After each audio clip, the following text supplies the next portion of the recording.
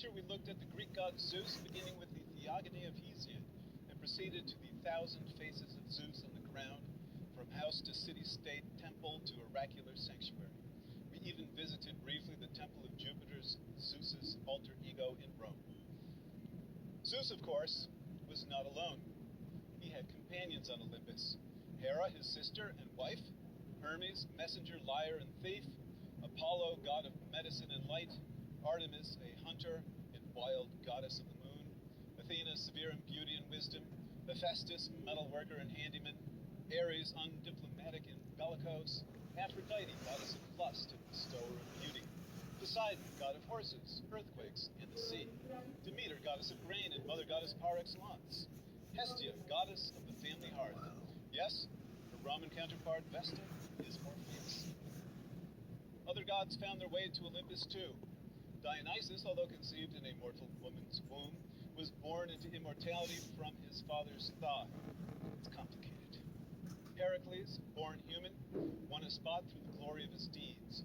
Ganymede, the cupbearer, with his boyish and naked charms, caught the eye of Zeus, the sexual predator in the sky. Suffice it to say that Olympus was well populated, and the myths that describe these deities remain relatively well known to this day. But these are not the gods who dominated the daily life of the family, and thus the daily life of the average ancient Athenian, about whose lives we are better informed than we are about the lives of ancient Greeks in other cities, although religious life would have been similar elsewhere, as inscriptions and literary accounts amply attest.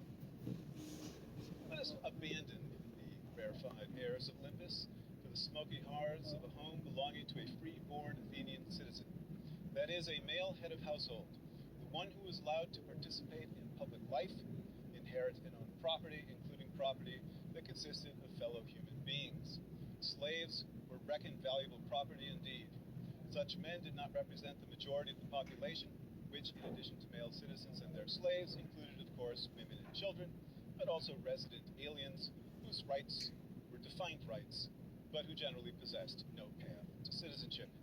Athens was a popular destination, so there was also usually a sizable contingent of foreign visitors.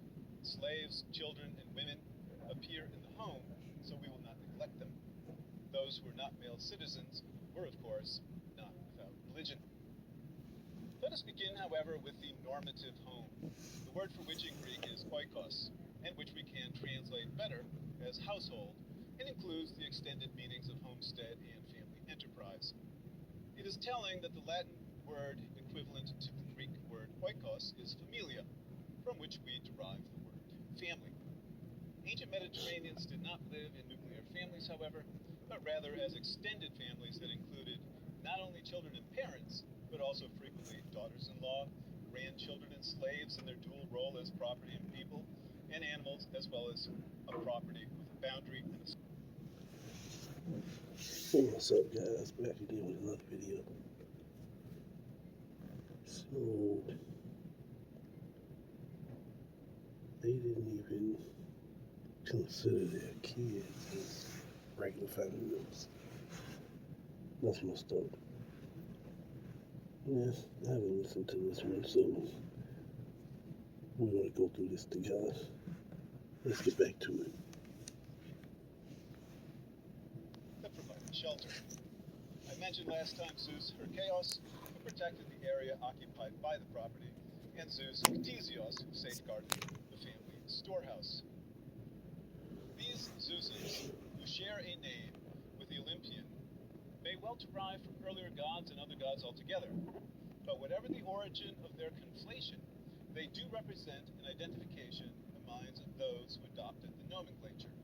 And again, I am thus inclined to pursue the links. You will recall the great Zeus of Olympus from our last lecture. It is interesting to compare these humble domestic Zeuses. Zeus Ctesias lived in a jar.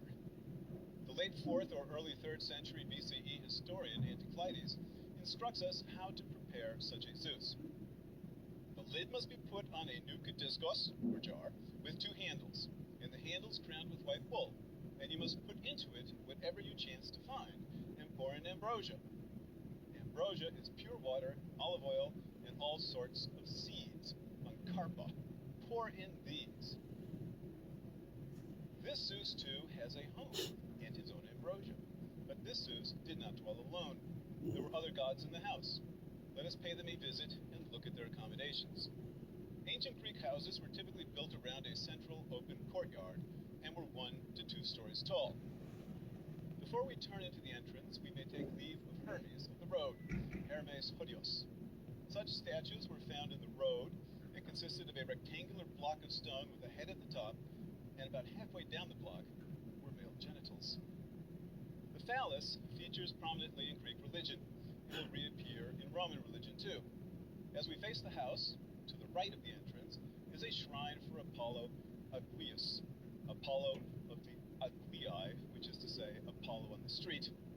Upon entry through the narrow hallway, just beyond the front door and to the right, we encounter a shrine for Hermes Strophios, literally twisting Hermes. So Hermes, the door hinge. There's a room to the right as well for a human doorman, so gods and humans cooperate here to protect the entrance.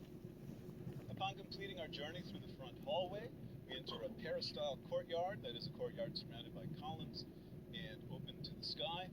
Light and shadow change with the hour, and in the center of the courtyard we find an altar to our old friend Zeus Herchaos, so Zeus of the enclosure, simply enclosed in the interior space of the house. We may note too that this front part of the house is reserved for men. This is the courtyard of the androne, of the men. The back of the house is where the women would stay and engage in domestic work. This is the Gynaikeon. Women have a courtyard of their own. Women in Greece, at least upper-class women, were sequestered, although So, women had an area for themselves back in the day, whereas now they want to dominate every space that's reserved for a man. You had your own stuff. Like you want other people's stuff. That's just wrong. the ample of a house that we describe here is larger than many would have been able to afford. Religious duties, especially duties on behalf of the community, were among the activities that permitted women to leave the house. But we're getting ahead of ourselves. Let's return to the courtyard of the androne and proceed through it past the altar of Zeus Herchaos and beyond the far line of columns to the portico hallway. In this hallway, we find another 2 shrines. At the end of the hall to the left is an altar of Zeus Ctesios, whom we have met before, as well as the gods of acquired goods who share an epithet. They are the Theoi Ctesioi. At the end of the hallway to the right is an altar of the Theoi Patroi, the paternal gods, that is, the gods one inherits from one's father, the family's ancestral gods. Each family had its own religious traditions, which descended along the male line. Now that we have visited each end of this hall, we return to the middle and enter the room in the center of the house, the androne proper, also known in reference to the houses of earlier periods, especially the Bronze Age, as the megaron, or big room. This is the room where men gathered for dining, drinking, and talking. Symposion in Greek, or in the more familiar Latinized word we still use today, the symposium. Plato's dialogue by that name portrays Socrates' philosophical discussion of the nature of love at a drinking party.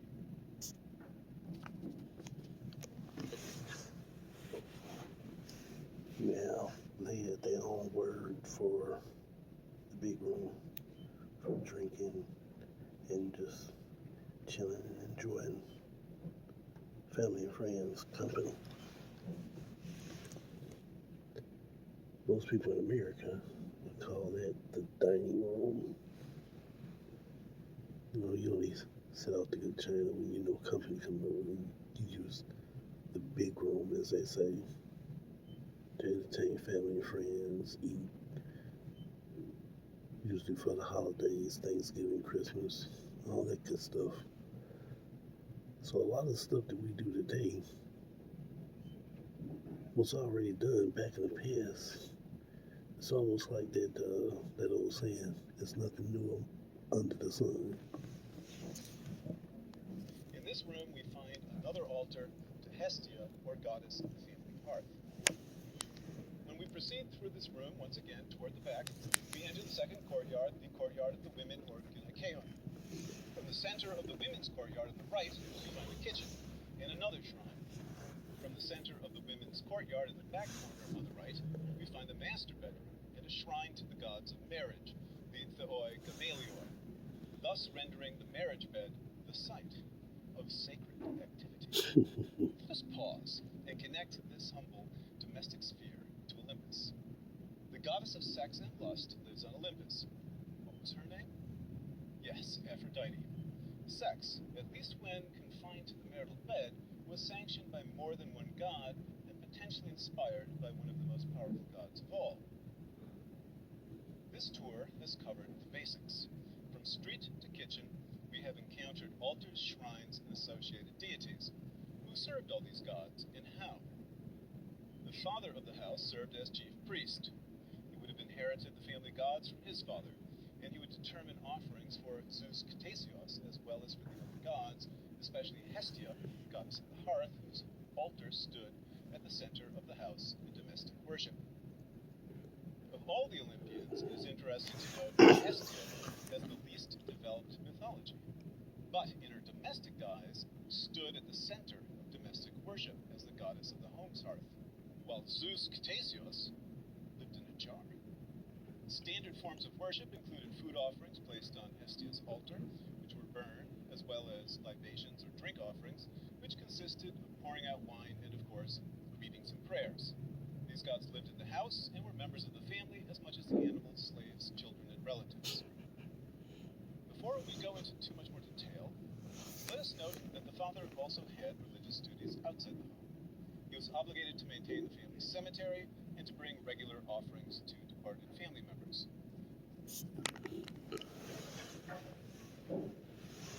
That must have been a big house to house you, your family, your extended family, and your slaves. Goodness gracious. Somebody was living well, because not all Romans had slaves. It was an economic thing. If you had slaves, you had money. Other than that, no, But I'm gonna keep this one short. I don't know if y'all hearing my voice, but still balance. A little sickness like that. But again, I'm gonna keep this one short. And I'll talk to you later.